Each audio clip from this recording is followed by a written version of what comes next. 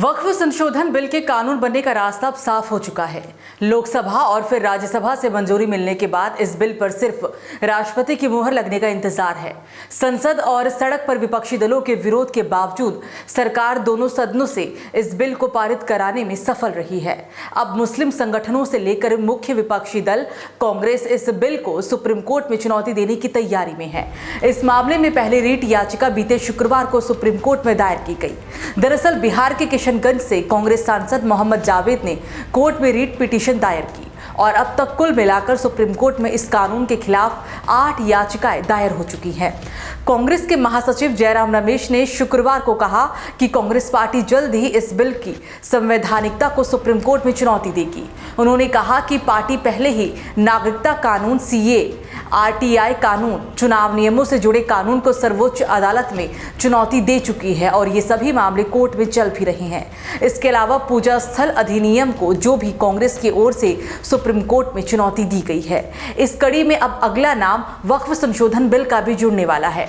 Congress party के अलावा all India Muslim personal law board यानी कि AIMPLB पहले ही वक्फ संशोधन बिल को सुप्रीम कोर्ट में चुनौती देने का ऐलान कर चुका है। बोर्ड के सदस्य मोहम्मद अदीब ने बुधवार को कहा कि जब तक ये कानून वापस नहीं हो जाता हम चैन से बैठने वाले नहीं हैं। उन्होंने सरकार पर मुस्लिम संपत्तियों को जब्त करने का आरोप लगाते हुए कहा कि इस कानून के खिलाफ किसान आंदोलन की तरह देशव्यापी विरोध प्रदर्शन होगा। संसद का काम कानून बनाना है और लोकसभा राज्यसभा ने अपना काम कर दिया है।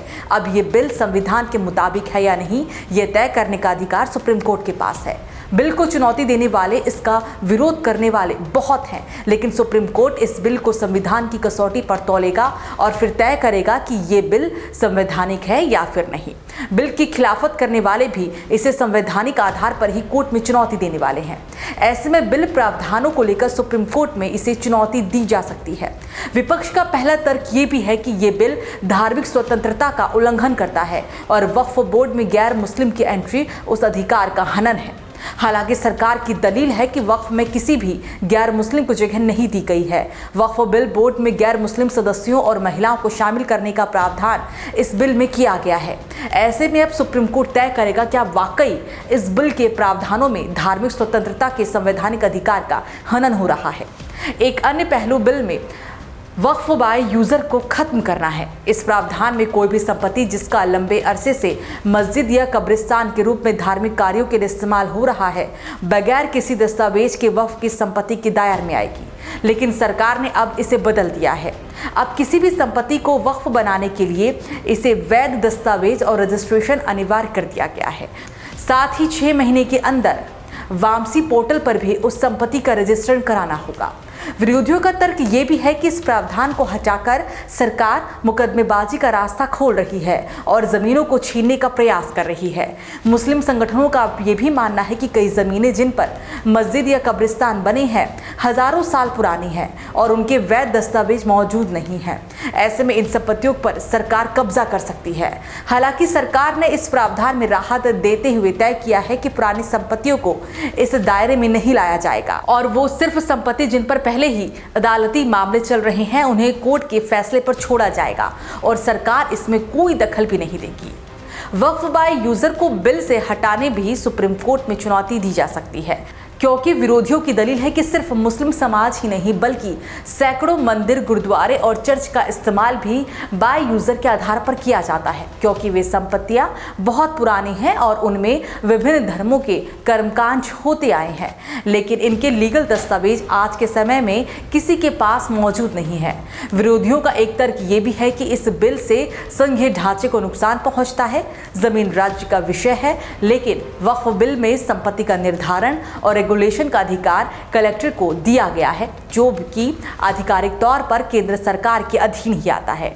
ऐसे में वो राज्य सरकारों को वक्फ संपत्ति के बारे में फैसले लेने से रोक भी सकता है। इस प्रावधान को भी सुप्रीम कोर्ट में चुनौती दी जा सकती है। ऐसे में अब संसद की बहस से इतर इस बिल का भविष्य अब सुप्रीम कोर्ट में तय होने वाला है।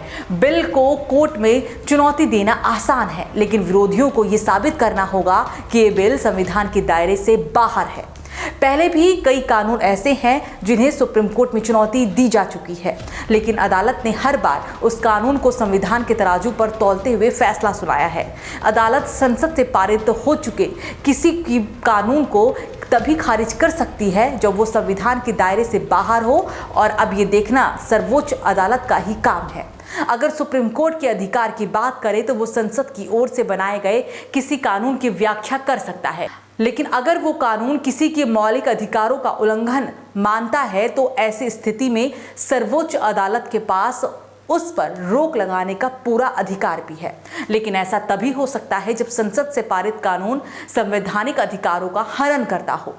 कोर्ट ये भी तय करेगा कि इस कानून से संविधान में निहित अधिकारों का कैसे हनन हो रहा है। हालांकि इसके बाद संसद के पास 2/3 बहुमत के लिए संविधान संशोधन लाकर उस बिल को फिर से पास कराने का भी अधिकार है। इस खबर पर क्या है आपकी राय? आप हमें कमेंट सेक्शन में जरूर बताइएगा।